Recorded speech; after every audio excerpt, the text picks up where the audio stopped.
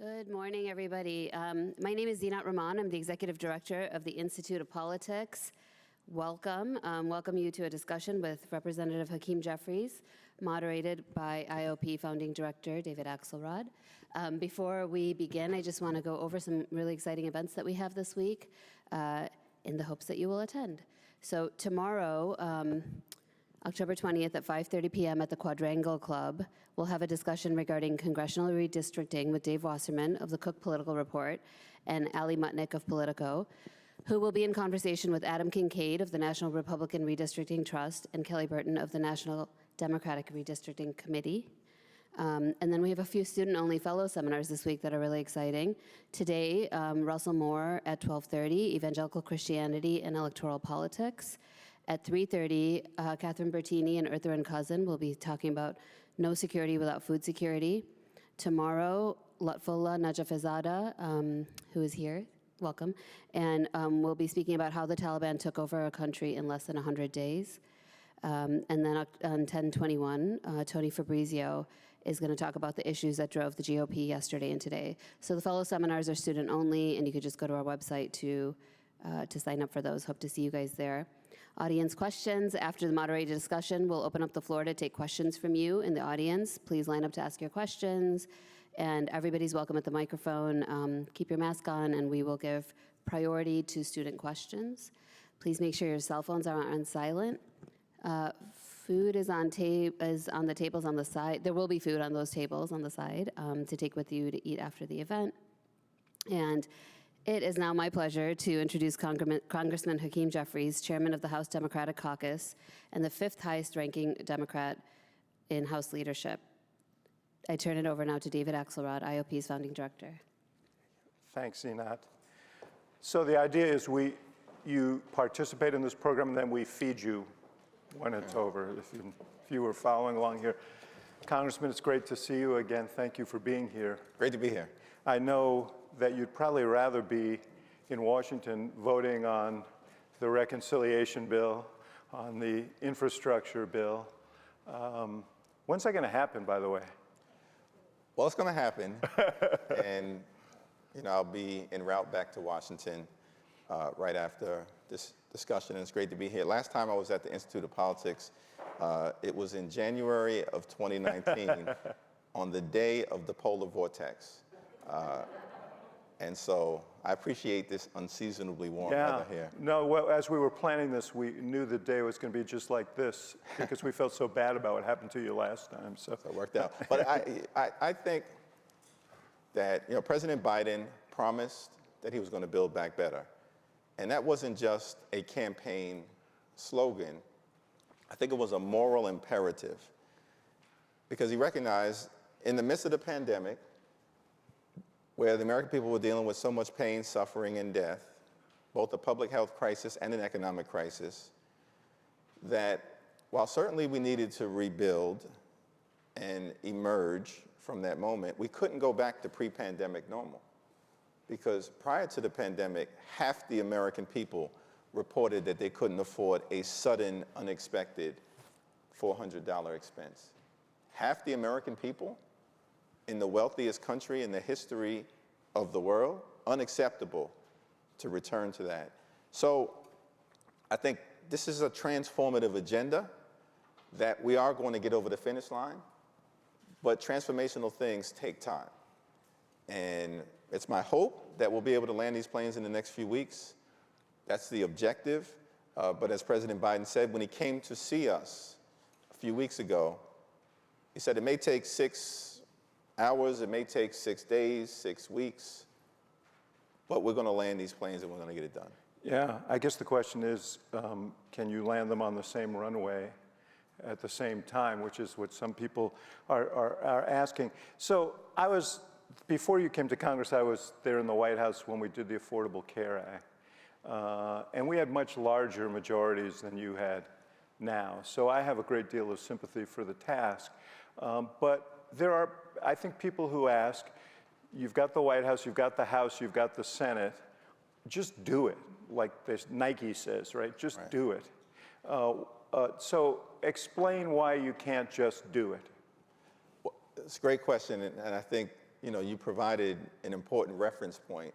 The Affordable Care Act was transformational and really, I think, has altered the course of the public policy landscape in America, where at the time there was a debate about whether healthcare in America should be a right or is it simply a privilege? And it was an unsettled question. President Obama's decisive leadership settled the question. But it took work to get it over the finish line, a transformational piece of legislation. As you point out, David, more than 250 Democrats in the House, and started with 60, and then when Senator Kennedy passed, 59 Democrats in the Senate. Now, if you juxtapose that to other big moments in American history, transformational things like the New Deal, anchored in Social Security, which I believe FDR passed in 1935. If you can believe this or not, I believe he had 319 Democrats in the House. It was still a contentious debate. And moderate Republicans from the Midwest and the Northeast and the Atlantic states that he could work with, non-existent in the current political landscape. He has 69 Democratic senators. LBJ, who did some important things around civil rights, voting rights, Medicare, Medicaid, I think that was passed in '65. LBJ had about 290 Democrats in the House. He was a little bit more handicapped than FDR, and 68 Democrats in the United States Senate, as well as a whole host of moderate Republicans that he could work with. 2021, we got 220 Democrats in the House. It takes 218 when the House is at full capacity, and we're short 2 seats. And then, of course, a 50-50 margin in the Senate. So the numbers are different, while what we're trying to do is just as transformational, if not more so. It's not an excuse, it's just an explanation for why there'll be some turbulence. If there was turbulence with those incredibly robust majorities, go back and check the historic debates, there's going to be turbulence at this moment. But let me ask you a question about that, because some would say we're an evenly divided country in our politics. And so, I mean, one of the things we felt was with 59, 60 senators and a large majority in the House, and the president having won a robust victory in the previous presidential election, and he, there was support for what he was trying to do. Is it risky trying to do what you call transformational? And I think there are transformational things in that legislation with the barest of majorities. Well, I think failure is not an option because of the moment that we're in, where far too many everyday Americans are struggling to make ends meet. And you have a situation where the basic American contract, which has always been work hard, play by the rules, you can provide a comfortable living for yourself and for your family, and retire with grace and dignity for so many Americans, including right here in inner city Chicago, on the south side, on the west side, certainly in many of the neighborhoods that I represent, and in rural America, and in Appalachia, and in small town America. For far too many folks, that basic American contract has been stamped null and void. And we can either let the moment pass or we can act decisively. And I wish we had cooperation from my friends on the other side of the aisle. We don't. Their mantra, and it was the same approach during the Obama years, obstruction today, obstruction tomorrow, obstruction forever.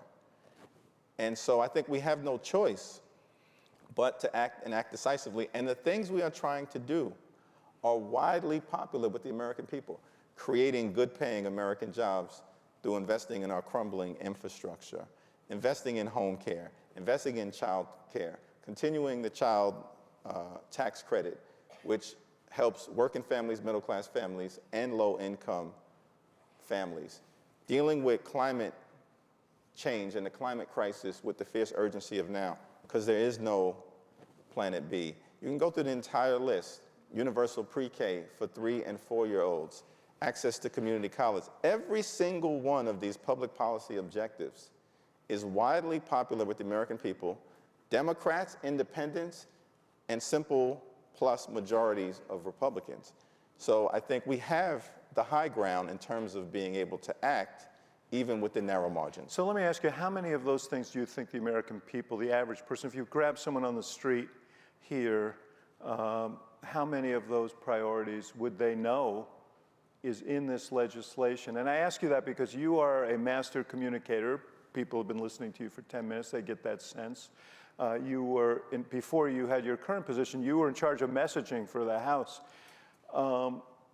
Seems to me that not enough has been done. And it's hard when you have these big omnibus bills, but the parts are actually more powerful than the sum. And if you're talking about the sum, how much it's going to cost, you're probably not scoring on a message basis. What do you do about that? And why wasn't more done earlier to make clear what the key elements of this legislation are? Yeah, it's a good question, and certainly I think, there's so much that we're trying to do. I've said one of our challenges from a messaging standpoint is that we have an abundance of riches that we are necessarily trying to deliver to the American people.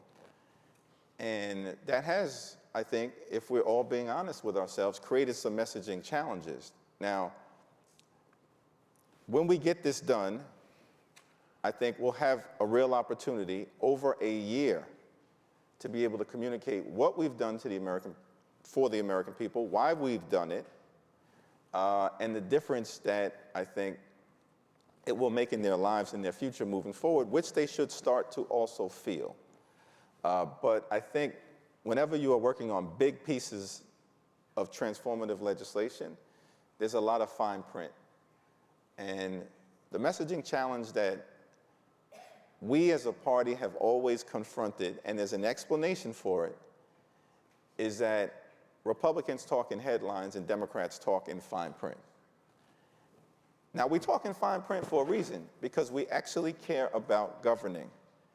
And if you are trying to get big things done for the American people, you have to master the fine print. And I think we've shown some results as a result of that. Social Security, Medicare, Medicaid, Civil Rights Act, Voting Rights Act, Fair Housing Act, Affordable Care Act, American Rescue Plan earlier this year. You don't get those type of decisive things done for the American people unless you master the fine print. So we're kind of in the fine print right now. You govern in fine print, you message, you persuade, you communicate in headlines.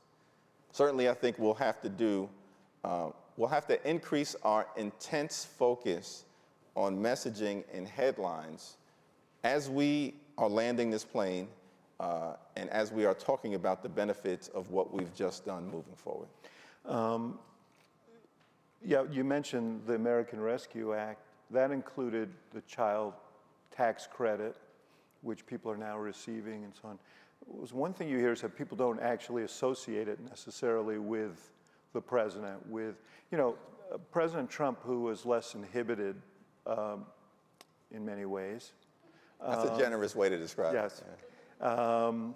Nonpartisan institute, but he signed checks. When relief checks went out, they had his big scrawl on it, and everybody knew the checks were coming from him. I think it's, we had this discussion back in the day during the last Great Recession when tax cuts came and so on. And, we showed a little more decorum. But there is this issue that, where's the love for what you're doing? Yeah. I do think that the Biden child tax credit is incredibly transformative, and it's felt every month. And you're talking about a situation. Just whether it's felt, whether people say, man, I'm really happy for this Biden tax credit. So the most important thing, I think, is that it is making a meaningful difference in the lives of low-income families, lifting almost half of children who were in poverty out of poverty, and we have to keep that going. That's an amazing thing. One of the largest changes in dynamics since the Great Society programs. But it's also benefiting working families and middle-class families, the overwhelming majority of whom report using that additional support, $300 for every child under 6, and then, of course, $250 per month for children between the age of 6 and 17. The majority of that is being used for educational expenses, for groceries and food, for diapers, and for child care. And so it really is dramatically improving the quality of life of tens of millions of families. Now, good applause on that one. That's a good thing. Nonpartisan. No, that's... But I do think that as we move forward and lock in, making it clear that this is what the president delivered. Democrats in the House supported it, and in the Senate, every single Republican voted against it. And moving forward, right now we're working to extend it. If the majorities change, there's reason to believe it will be taken away. So it's benefiting the American people. One group of folks in Washington supported it and made it happen, and we do have to make that clearer. And the other group, to a person, opposed it and will likely take it away. And that's why elections matter and elections have consequences. So that is a partisan point. No, Yeah. But let me just say this. As the young people say, facts. Yes, facts. Those are good, facts. I just want to say, I said earlier, you're like a master communicator. I'm a student of communications and politics. I just want to note that you took the question and you repurposed it and made the larger point you wanted to make. Good communications. So, try to follow the Axelrod playbook. You know, yes. that's what I try to do these days. Yeah, you're doing well.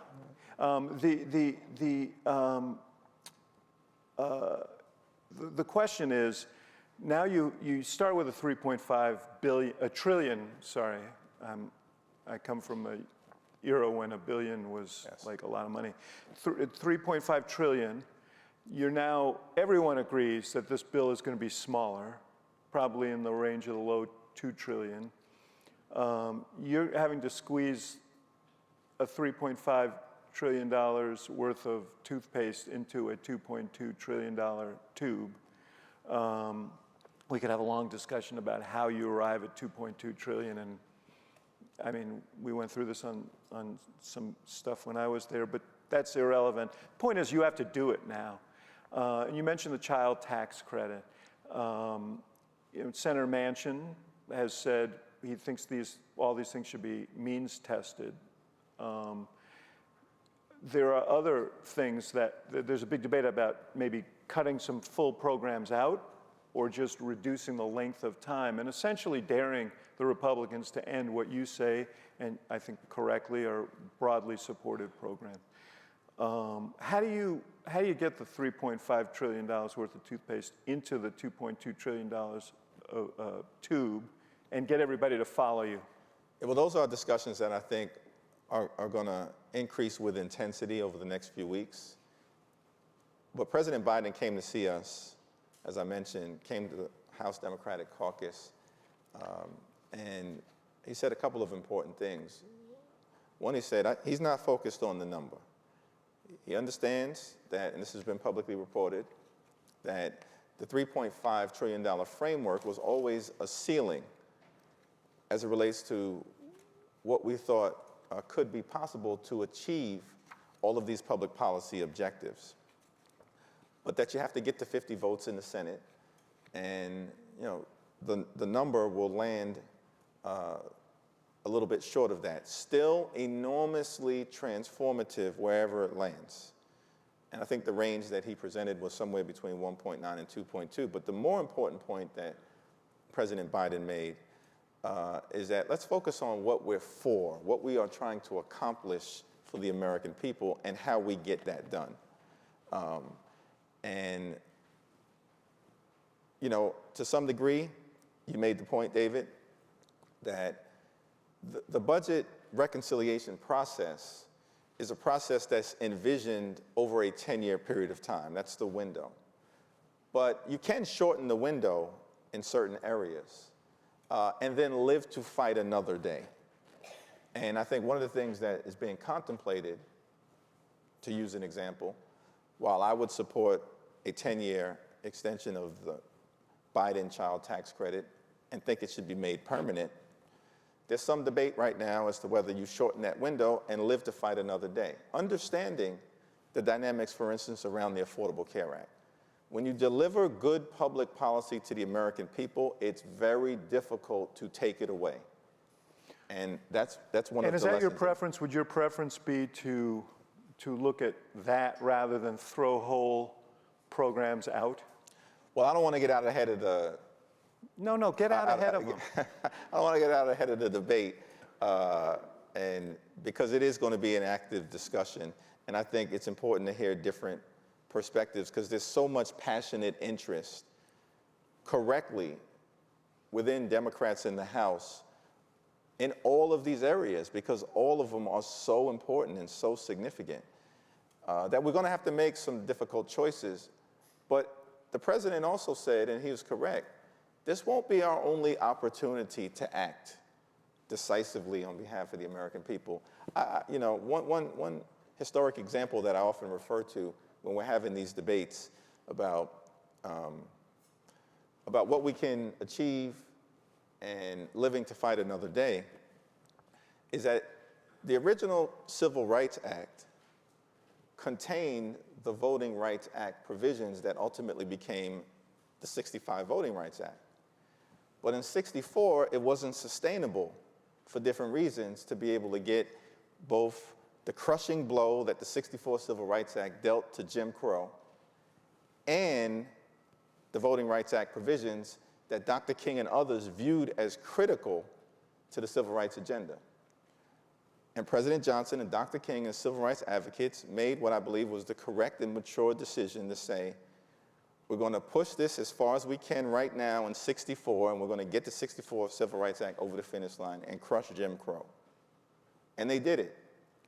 And then we'll live to fight another day on voting rights, which was even more important at the time. And they came back in '65, and Bloody Sunday and Selma and John Lewis's courage helped deliver it. And the moment presented itself, and they acted decisively, and they got it done.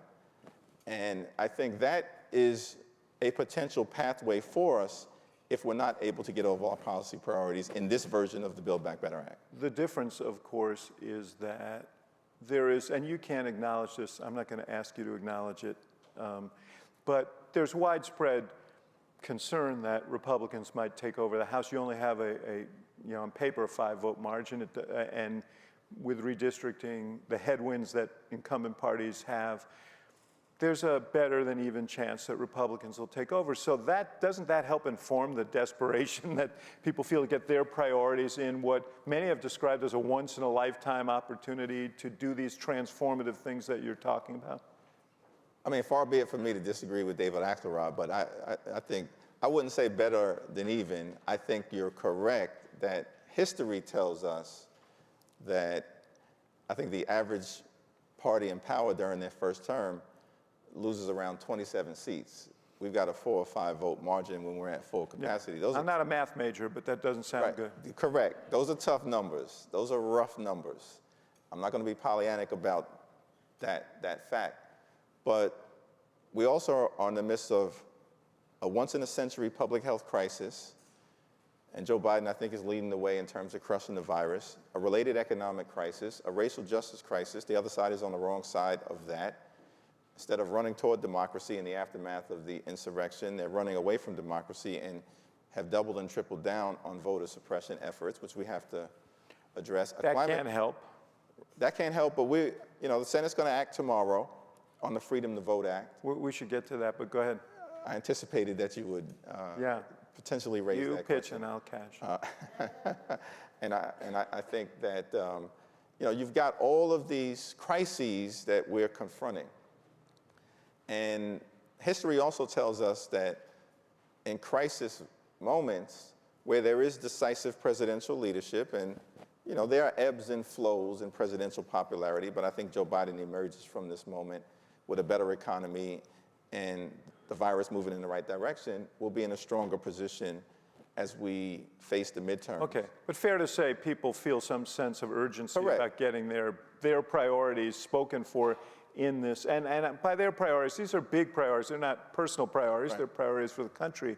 But we do have 2-year terms, right? So the Affordable Care Act was passed not in 2009, but in 2010, the second year of President Obama's presidency at that point in time. So what I'm suggesting, and I'm not trying to make any news here, is that there's still a lot of opportunity to legislate even beyond this particular moment within this term. you mentioned the Senate's going to vote tomorrow on the Voting Rights Act. You've spoken on the filibuster as an obstacle here. That obstacle still looms. I haven't seen anything in the last 24 hours that suggests to me that they're going to be successful unless there's a carve-out on the filibuster. Do you think there will be? I certainly hope that there will be. But do you think there will be? I think increasingly it's more likely than not. I think Senator Manchin, understandably, is going through a process where he's trying to find common ground with Senate Republicans. And my view is he should be allowed to go through that process. He has relationships with the other side of the aisle. These are very reasonable provisions in terms of protecting the sanctity of the right to vote, applicable to Democrats and independents and Republicans. It's not a partisan thing. We just want every voice to be heard legitimately in our democracy. And by the way, this was a settled question for a long period of time, for over 40 years in American history. Every time the Voting Rights Act was reauthorized, after it was first passed in '65, it was signed back into law by a Republican president after passing the Congress with bipartisan majorities. 1970, Richard Nixon; 1975, Gerald Ford; 82, Reagan; 2006, George W. Bush. So what happened? I don't know. Maybe the intervening election of 2008. And some folks deciding that went too far. And so we got to do something about America changing in this fashion. I say all that to say that Senator Manchin correctly should be given the runway to see if he could reach back into the pre-2006 or pre-2008 Republican Party to find allies on voting rights and to work that process. My suspicion is he won't find any allies sufficient to break the filibuster. And then he's got to answer the penultimate question. Isn't democracy worth getting this over the finish line? Or are you going to allow the obstructionists to prevail? When there are already, last point on this, 2 exceptions to the filibuster that exists. We're just saying you should create a third. Budget reconciliation is an exception to the filibuster that the Republicans used to pass the GOP tax scam in 2017. 83% of the benefits going to the wealthiest 1% to subsidize the lifestyles of the rich and shameless unnecessarily. Saddling all of you with $2 trillion worth of debt. That's the GOP tax scam. That's an exception to the filibuster that allowed that to pass. And then Mitch McConnell used the judiciary exception to the filibuster to steal not 1, but 2 Supreme Court justices. 1 from President Obama and 1 from President Biden. 2 Supreme Court justices stolen, using an exception to the filibuster. And we can't have a democracy exception to protect your right to vote? I think at the end of the day, to me, that seems like an argument that Joe Manchin would be prepared to embrace once he goes through his process. And everybody else, cinema and the other. And everyone else. I think Manchin's the key, but everyone else. You know, a lot has been made, I think, justifiably about restrictions that make it harder for people to vote. I find even more alarming the voter nullification provisions that, for example, were passed in Georgia that would essentially arrogate to the legislature the right to kind of to overrule the count, as it were. And had that been in place in several states in 2020, we know the outcome might have been different. Do you think more emphasis should be placed on that? That seems like a heat-seeking missile right at the heart of democracy. You're absolutely correct. Jim Clyburn, the great Jim Clyburn, has talked a lot about this. A lot of it is anchored in his experience in the South dealing with nullification issues, often as a result of Supreme Court decisions like Brown v. Board of Education, followed by nullification at the state level, and then necessary federal intervention. He's lived through this experience, talks a lot to us about it. This strikes exactly and directly at the heart of our democracy. And it is one of the conversations that we're having with the Senate about how to deal with this issue as part of our democracy reform efforts, because, you know, I think the ultimate question that all of you should grapple with, and something that we may be seeing, and there's still good people in the House and in the Senate, good Republicans, but there's a question that has to be asked, which is if some right-wing conservatives conclude, as they may have, that they can no longer win elections democratically, are they going to abandon right-wing conservatism, or are they going to abandon democracy? And some of them, I believe, have answered with the latter. We're not giving up our philosophy, even if it's unpopular in so many parts of the country. We're going to abandon democracy. I mean, you go all the way back to Clinton won the popular vote twice. And then Al Gore won the popular vote. Bush won it the second time. And then Obama won the popular vote twice. And then Trump lost the popular vote twice. I'm no mathematician, but I think that's 7 out of the last 8 elections. So I think some have concluded we're going to do whatever we have to do to maintain power without adjusting how we articulate public policy to the American people. And that's what nullification, I believe, is all about, and that's a frightening thing. A couple more questions. You're also a member of the Judiciary Committee, and you've been a leader on criminal justice reform issues and policing issues. Another impasse that was reached was on the policing issue. I know you have 2 sons. You probably have a very personal perspective on these issues.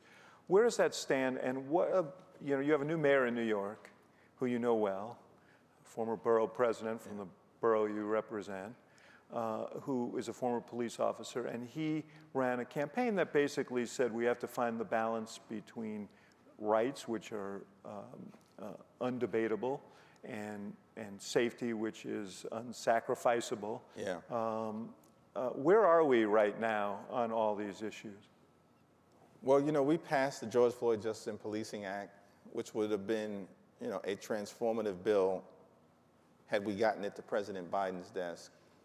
We passed it in the House not once but twice, and then we got involved in the Senate discussion, being led by Tim Scott, who seemed at first to be serious. Senator from South Carolina. Senator from South Carolina, African-American conservative senator from South Carolina, and seemed to be serious about it, has had his own personal experiences with, you know, police interactions that have gone awry. Now, that's not to say that we want to paint a broad brush in terms of law enforcement. We embrace law enforcement. The overwhelming majority of police officers who I interact with at home in Brooklyn are hardworking public servants in the community to protect and serve.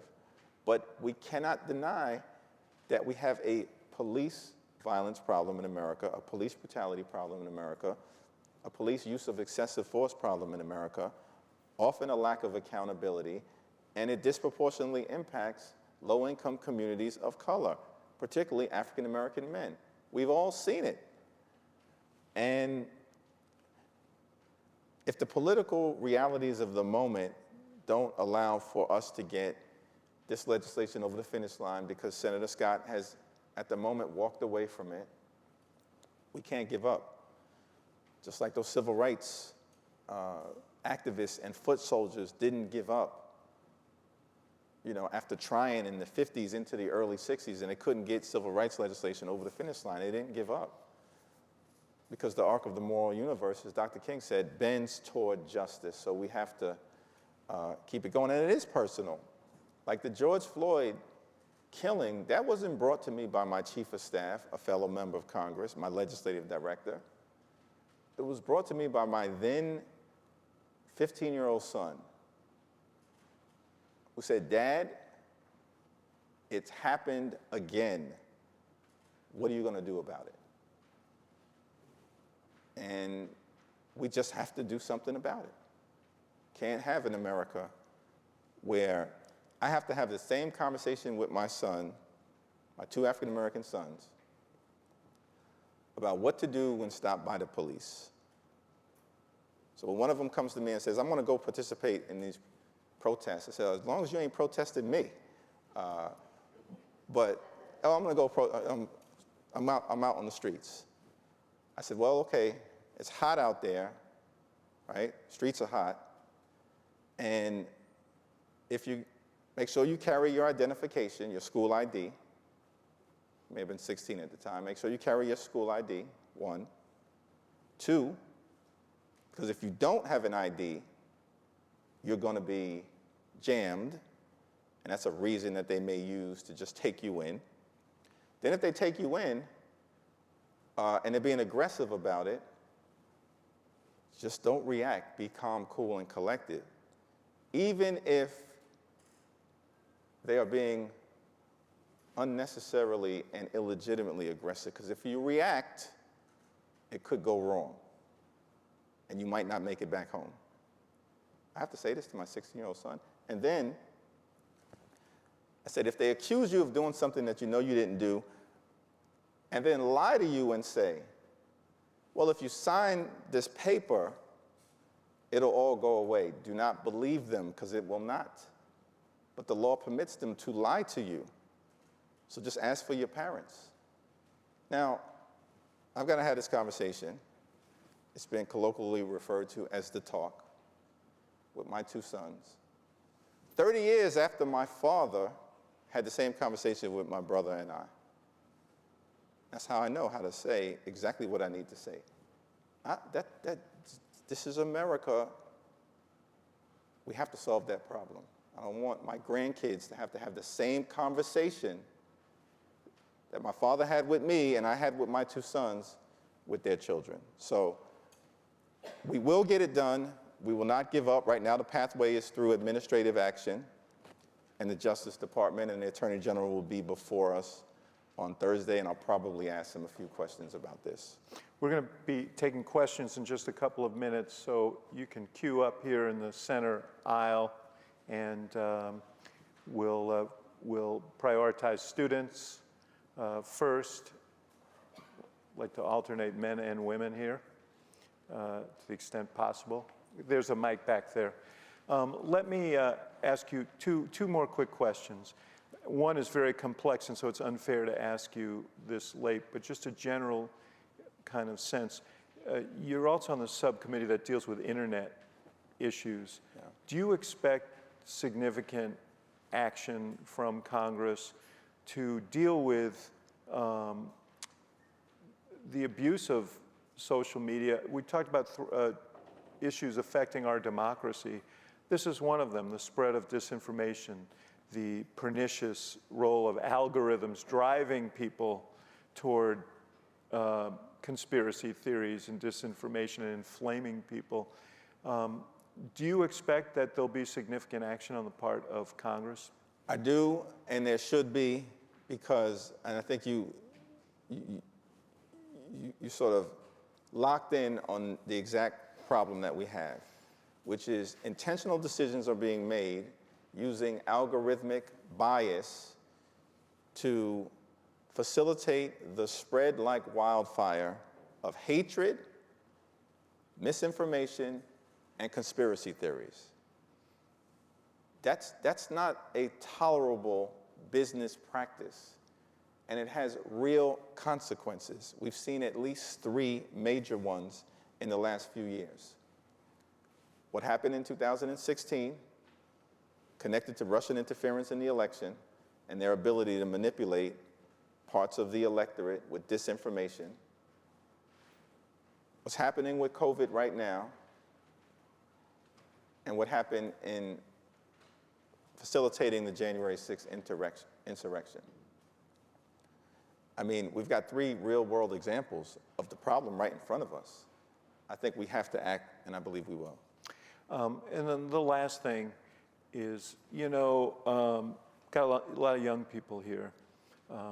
They look at Congress, and they look at the leadership of Congress, and I am a great fan of Speaker Pelosi. I worked with her. I think she'll go down in history as a historically important figure, not just because she was the first woman. That said, you look at the seniority system in the House, committee chairs and so on. There is kind of a Jurassic Park feel to the whole thing. And there are a lot of talented people who are sitting there waiting their turn and get old waiting for their turn. Shouldn't there be a reform of that system? Shouldn't there be some merit-based kind of approach to this so that you have your best players on the field in these key positions? Well, the seniority system is, and I agree with exactly what you said about Speaker Pelosi. She's been an amazing transformational figure. I figured it wasn't about the Jurassic Park part. And so and so has the entirety of the leadership team that sits above Catherine Clark, myself, and Pete Aguilar, who are newer members of the leadership team. They're 30 years older than you are. That's correct. But they bring a wealth of experience and accomplishment that I think has been required at this moment. But on the leadership side of the question, there is no seniority dynamics. It's, you run, there are elections, and the caucus decides. And that's always been the case on the leadership side. Seniority comes into play connected to the committee process. Now, it's not lockstep seniority, although it generally works out that the person who has the most experience winds up becoming the committee chair or the ranking member. Seniority in the rules of the House Democratic Caucus is a factor, not the only factor. Now, I do think that you've seen over the last 10 years a new generation come in to Congress, largely anchored around the class of 2012, which I was a part of, Sherry Bustos, so many others, Catherine Clark. And the class of 2018, which gave us the majority, which was an amazing group of Americans who saw the house on fire, and instead of running in the other direction or standing in place, they ran toward the fire to try to put it out. Most of whom are still in Congress, and most of whom have subcommittee gavels right now. And many of them will emerge, I think, in the next few years to have full committee gavels. So I feel good about where we are. We do want to make sure that all of our best players are on the field and playing the right position. That's constantly a work in progress, but it's something that we're committed to doing. I am too smart to ask you about your own future.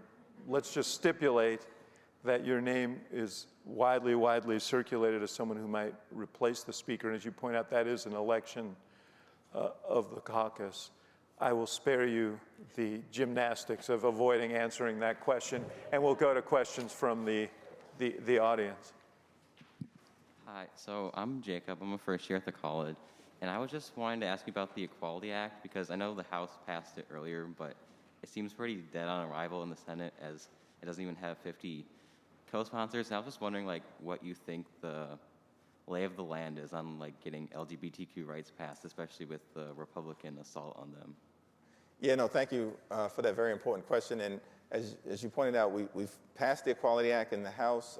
I think we had a handful of Republican members of the House who have supported it in both the previous term and in our current term. That's some progress. I've reason to believe that if it made it to the floor of the Senate, there would be bipartisan support for it. Again, we're dealing with the filibuster dynamics where it's tough to get to 60, and it does halt progress. But we have the high ground here, and we have to make sure that there's full equality of opportunity and participation for every single American on race and on gender and on religion, and certainly on sexual orientation and identification. And that is something that I believe we ultimately will achieve. I'm hopeful in this area.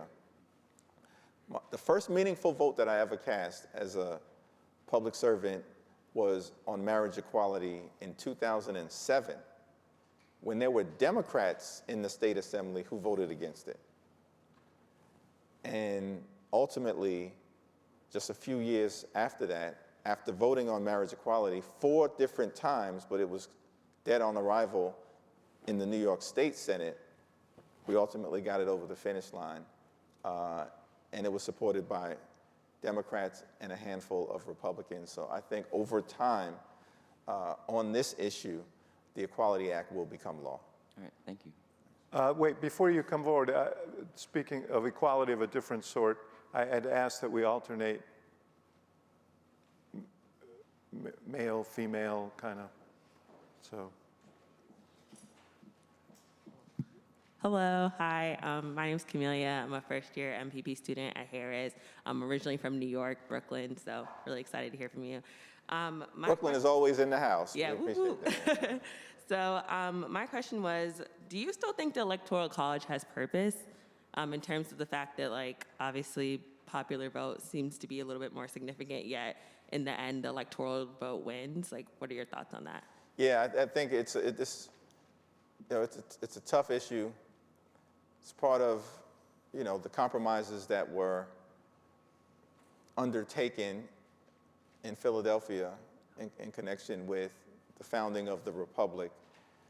It is perverse to some degree that we've now seen 2 examples in this century, in both 2000 and then in 2016, where the person who lost the popular vote, in the most recent case by millions, went on to become president because of the quirks of the Electoral College.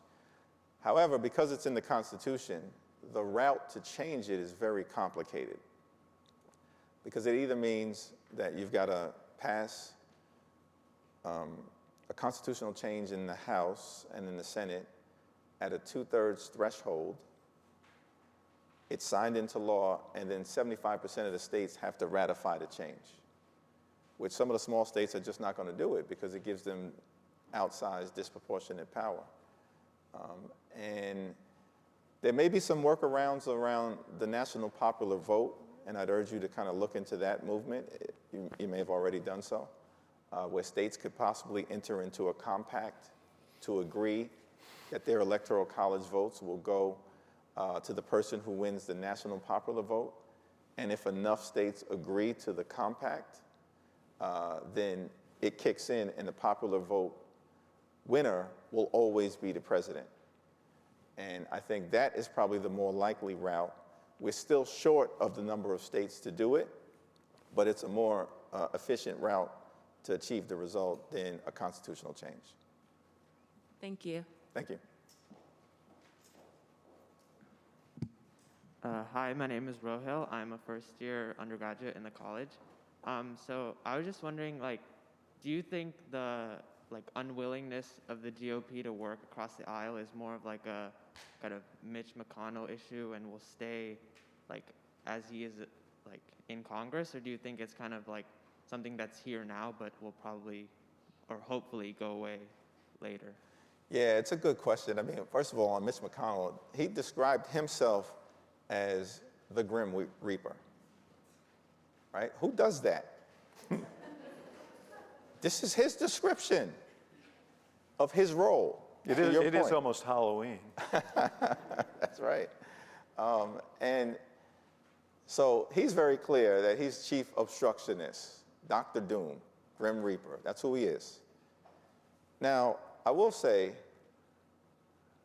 that although on a lot of issues there's a lot of obstruction, I think the narratives that come out of Washington, and I know, David, you've spoken a lot about this, aren't always accurately reflective of some of the cooperation that actually does take place, even amongst people who fiercely disagree on other issues. You know, we worked with the Trump administration, Democrats and Republicans, progressives and conservatives, to get meaningful criminal justice reform over the finish line in the First Step Act, which built upon the Fair Sentencing Act that acts and the Obama administration, President Obama, led on in 2010. And that work continues, and it continues in a bipartisan way. The most recent example is, some of you may be familiar with, one of the biggest stains of the war on drugs was that there was 100-to-1 sentencing disparity between how crack cocaine users were treated and powder cocaine. Even though there is no pharmacological difference between how crack cocaine and powder cocaine affect the body. They're both equally addictive. No pharmacological difference. I've always wanted to use that word, pharmacological. I don't know if I can spell it, but I know what it means. No difference in chemical reaction. So why was there 100-to-1 sentencing disparity? Because crack cocaine was the drug of choice in the inner city and in low-income communities of every race, and powder cocaine used in more affluent neighborhoods and in the suburbs.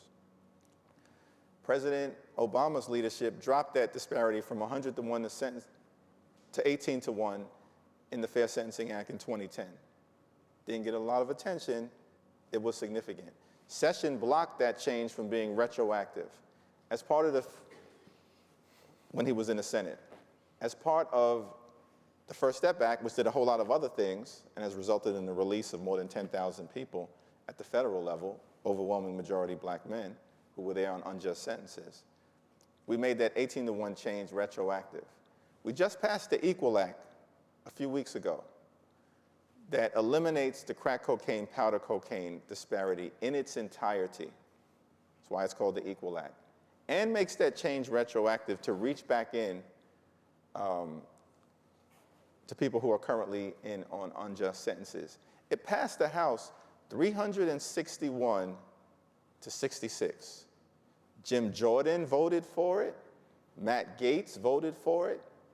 Louis Gohmert voted for it. I think Marjorie Taylor Greene may have even voted for it. Like, I'm serious. Has anyone reported that? Such a significant change done in a bipartisan way? So, yes, we have some obstructionists in the Congress on some critical issues. And I will always fiercely call that out.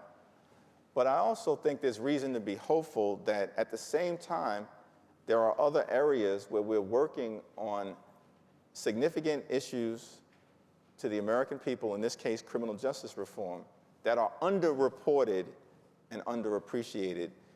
And we all probably have to do a better job of projecting out that cooperation that is still taking place with fierce rivals, because certainly there's some inside the Beltway interests who have no commitment to reporting anything other than conflict and controversy, and that presents you all, I think, with a distorted picture, even in a very divided America. Well, beating up on the media probably will get you bipartisan consensus in Washington. I'll try not to use the word media. Yes. Hello, my name is Lainey. I'm a fourth year in the college. And I heard you mention early on in this discussion that you think the Republican Party is broadly on the wrong side of racial injustice issues. I'm writing my BA thesis on broadly the issue of social media, like worsening political polarization, and specifically on issues like police brutality and racial injustice. And so I wanted to ask you, to what extent do you think that social media worsens or perpetuates the issues of like racial injustice, police brutality, et cetera, specifically with the lens of like viewing these issues as partisan rather than public issues? It's a very important point, very important exploration that you're undertaking. And I think that as Axelrod and I talked about earlier, you know, the algorithmic issues which intentionally facilitate polarizing content. This is a business strategy that has been adopted by some of these social media companies that I don't think serve the best interests of the American people, whether you're a progressive or a conservative. It doesn't serve either side, this polarization. And I think we have to explore it. And I think it's important for us to explore it, particularly on these very sensitive issues around race, which has always been very complicated in America. We've come a long way. We still have a long way to go. And when we have fuel being added to the fire through the vehicle of social media, that is a very unhelpful thing. Before we take the next question, I just want to reach back. Thank you for yours. Thank you. I want to reach back to the last question. You talk about these areas of cooperation, but the incentive structure is a little perverse in our politics right now because cooperation is costly if it is too visible.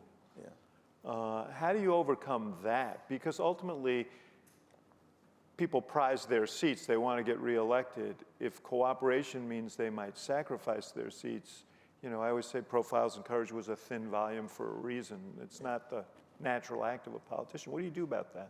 Yeah, I do think that leaning into cooperation, and there were, when we were first approached about working on criminal justice reform with the Trump administration, there was some skepticism, and I refused to go to the White House.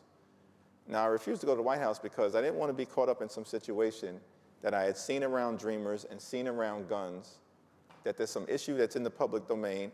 The former president invites Democrats and Republicans into some conference room in the West Wing.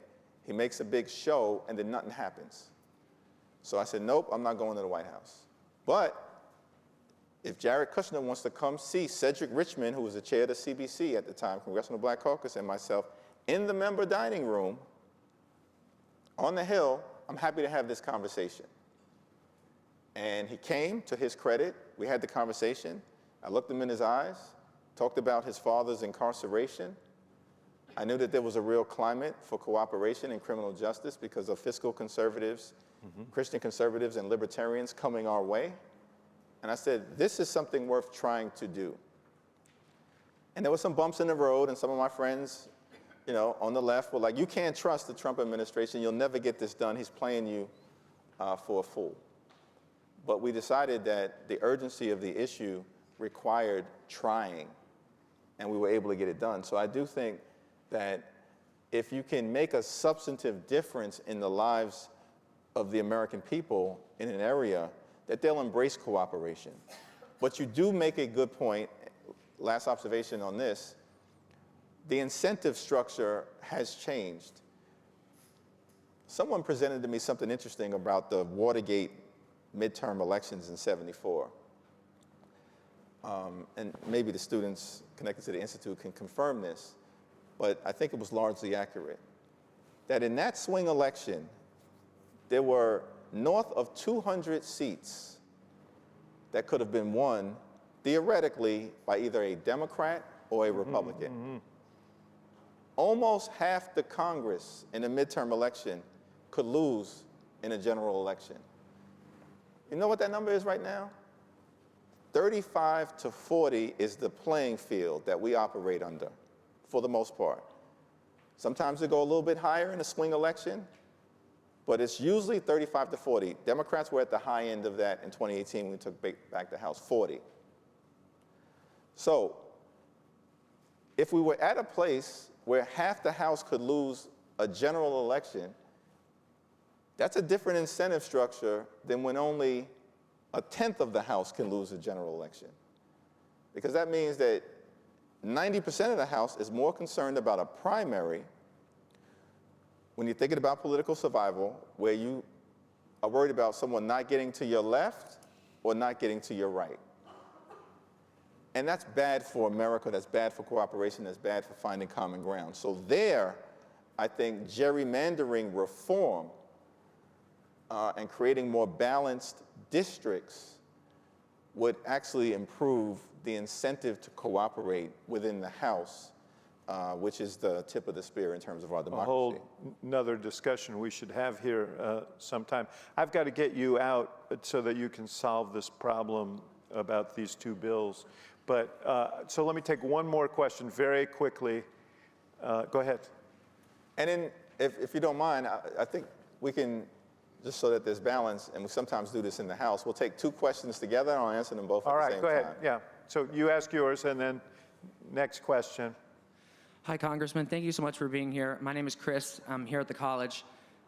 In the beginning of the talk, we spoke a lot about the Build Back Better plan and how it's important to improve the financial health of people, particularly lower income people in this country. Right now, we're seeing a lot of inflation, a lot of price increases. People are becoming poor. Their money is not as valuable anymore. Price of gas, I believe, is up almost 50% in some places. Is that a problem for you? Does anyone in Washington care about that? And what are we going to do to solve that? Yeah. Great. And Thank you. then the Hi, I'm Manisha. I'm a dual degree student with the MBA and MPP programs, and I have a ton of student debt.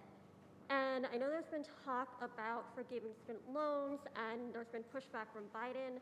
So I wanted to know if there is any hope of making that happen or just making education cheaper in general for people. Yeah, no, thank you. Two great questions. I'll take the first one quickly. In terms of, gas prices are up. That's not a good thing. There are obviously global issues connected to that. Gas prices ebb and flow throughout different presidencies. And I think the administration should look at all available options, but they're limited in terms of the tools that they have. From the broader perspective in terms of other consumer goods, I do think that creates a challenge. It creates a challenge in a couple of different ways. One, there are supply chain issues that I think we have to try to decisively address in partnership with industry. Some of that is connected to the pandemic. Some of that is connected to workforce issues. Some of that is connected to geopolitical dynamics beyond our borders.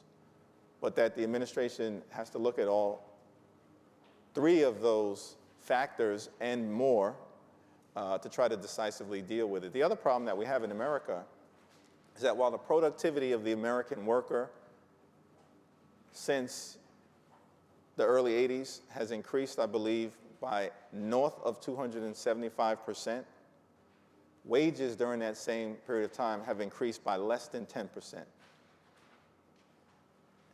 And executive compensation has increased by orders of magnitude beyond productivity.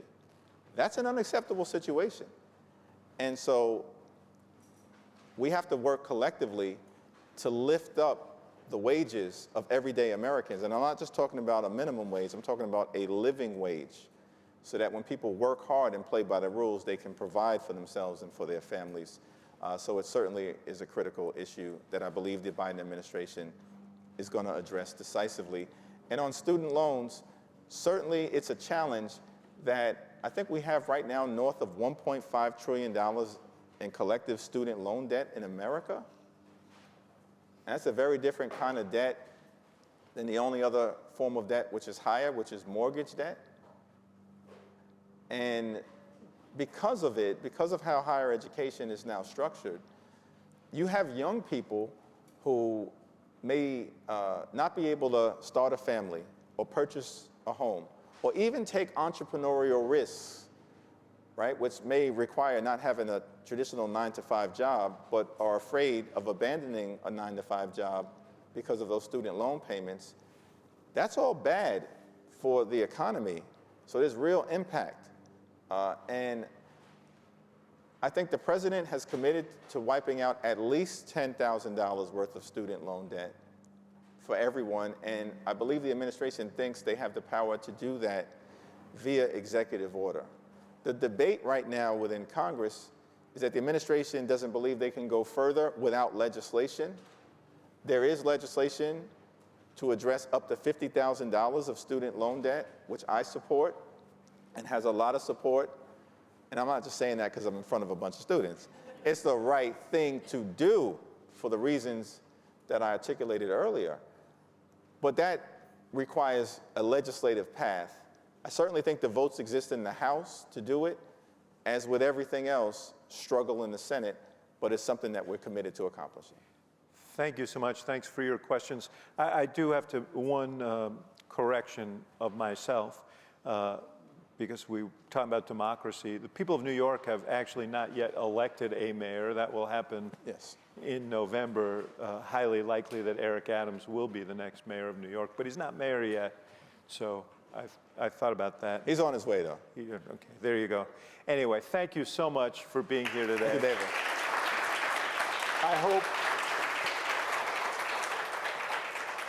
I hope that you will, whenever you're in town, you'll come back and see us, and we will watch your progress with interest. Look forward to it. Thank you, David. Thank you, everyone. Thank you all. All right.